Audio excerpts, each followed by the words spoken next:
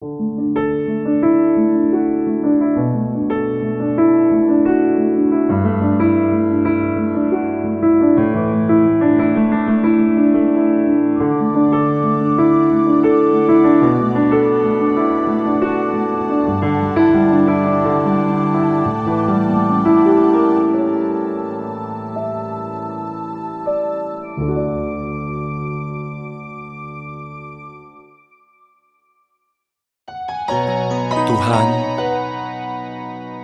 pagi hari ini kami datang di hadapan-Mu. Kami mau membawa persembahan terbaik di hadapan-Mu. Hati yang menyembah Engkau, hati yang meninggikan Engkau. Karena kami tahu bahwa hidup kami ada di dalam tangan-Mu. Terima kasih buat cinta-Mu Tuhan. Terima kasih buat anugerah-Mu Tuhan.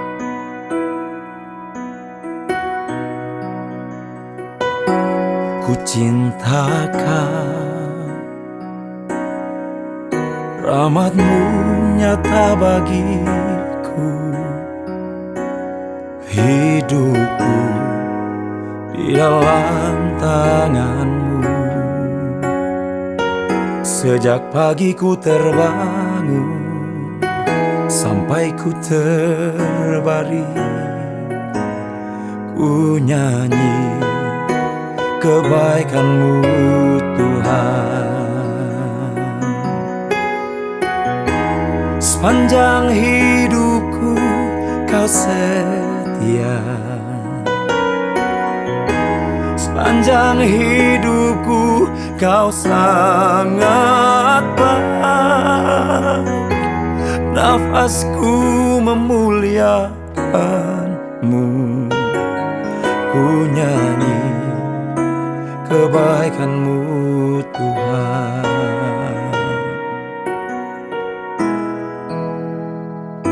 Suara-Mu tuntunku lewati api, dalam gelap Kau ada bagiku. Ku tahu sungguh Kau Bapakku dan sahabatku. Ku saksikan kebaikan-Mu Tuhan. Sepanjang hidupku Kau setia, sepanjang hidupku Kau sangat baik. Nafasku memuliakan-Mu, ku nyanyi kebaikan-Mu Tuhan. Kebaikan-Mu Tuhan berkati hidupku. Kebaikan-Mu Tuhan sertai langkahku. Aku berserah datang menyembah, hidupku bagi-Mu. Kebaikan-Mu Tuhan berkati hidupku. Kebaikan-Mu Tuhan berkati hidupku. Kebaikan-Mu Tuhan sertai langkahku. Aku berserah datang menyembah, hidupku bagi-Mu. Kebaikan-Mu Tuhan berkati hidupku. Sepanjang hidupku Kau setia, sepanjang hidupku Kau sangat baik. Nafasku memuliakan-Mu, ku nyanyi kebaikan-Mu Tuhan. Ku nyanyi kebaikan-Mu Tuhan.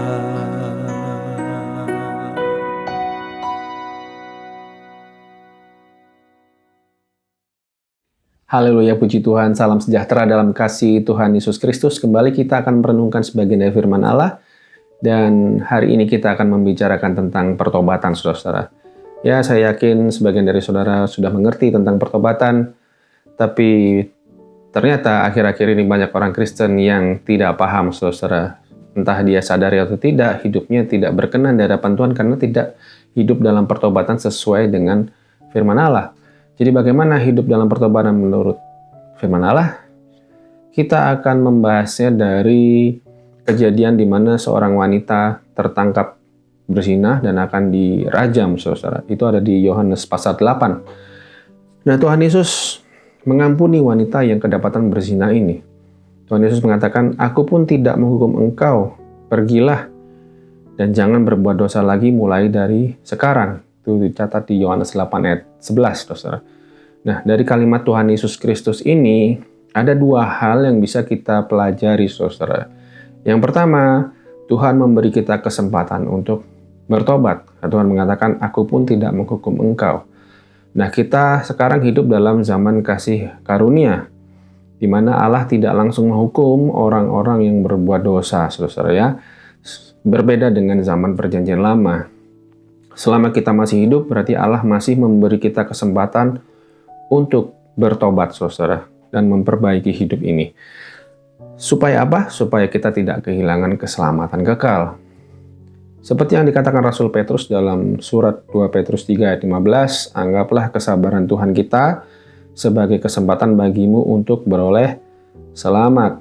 Jadi saudara-saudara, jangan sia-siakan kesempatan yang Tuhan beri. Kalau kita sudah berbuat dosa, entah itu sengaja atau tidak, maka segeralah bertobat, segera hampiri Tuhan, minta ampun, saudara ya. Jangan pernah menyembunyikan atau menutup-nutupi dosa yang sudah kita lakukan. Jangan tunggu sampai Tuhan menyingkapkan dosa yang kita tutup-tutupi itu, saudara ya.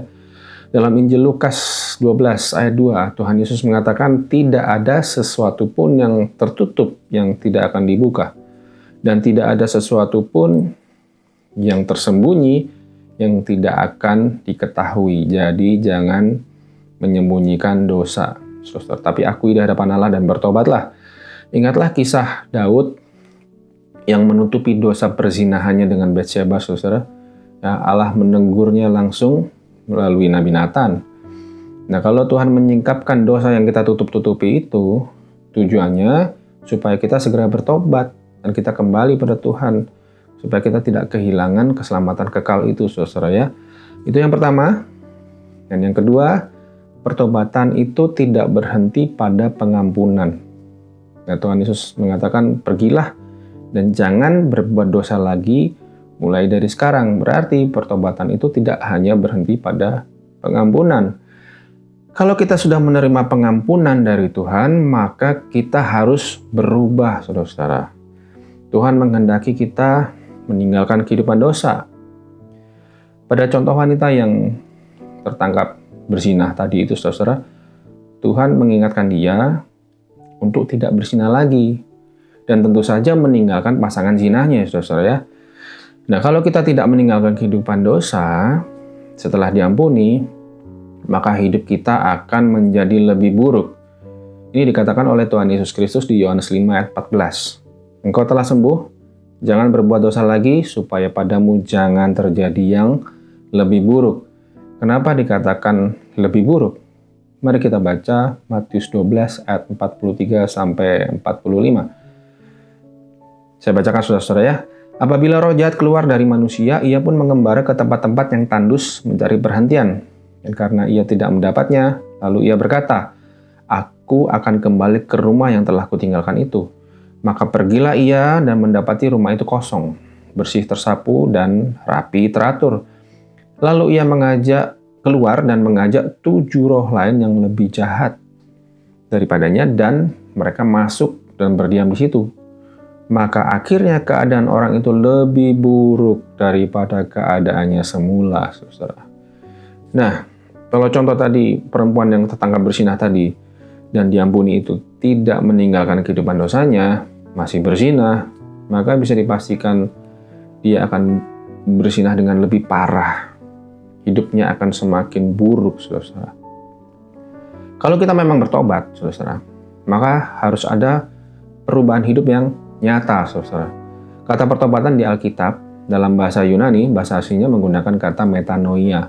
Artinya adalah perubahan pola pikir yang tampak pada seseorang yang bertobat.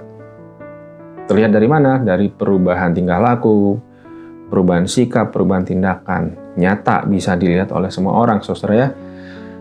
Nah, kalau tidak ada perubahan hidup, berarti belum bertobat, saudara. Nah, zaman sekarang banyak orang Kristen yang hanya berhenti pada pengampunan. Dia bersaksi bahwa saya mendapat pengampunan. Tuhan itu baik sekali. Tuhan tidak pernah meninggalkan saya gitu.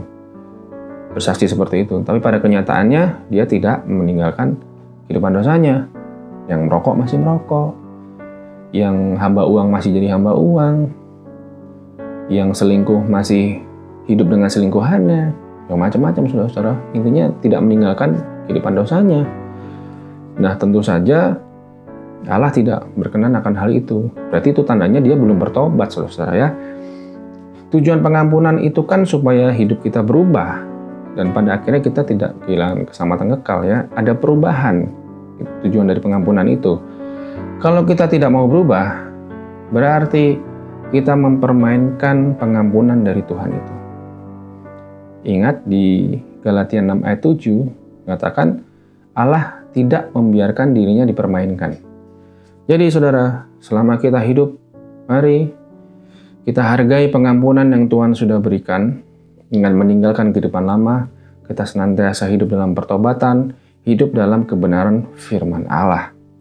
Saudara, kiranya renungan singkat ini boleh memberkati kita semua, memberi kita semangat, menguatkan kita untuk senantiasa hidup dalam pertobatan, hidup dalam kebenaran firman Allah, sehingga hidup kita senantiasa berkenan di hadapan Allah, dan kita tidak kehilangan keselamatan kekal.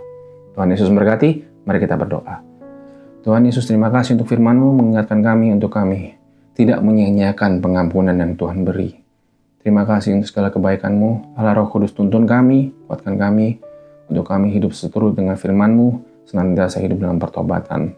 Terima kasih Tuhan, kami terima firman-Mu dan mengucap syukur dalam nama Tuhan Yesus Kristus. Haleluya. Amin. Tuhan Yesus memberkati. Sepanjang hidupku Kau setia. Sepanjang hidupku Kau sangat baik. Nafasku memuliakan-Mu. Ku nyanyi kebaikan-Mu Tuhan. Ku nyanyi kebaikan-Mu Tuhan.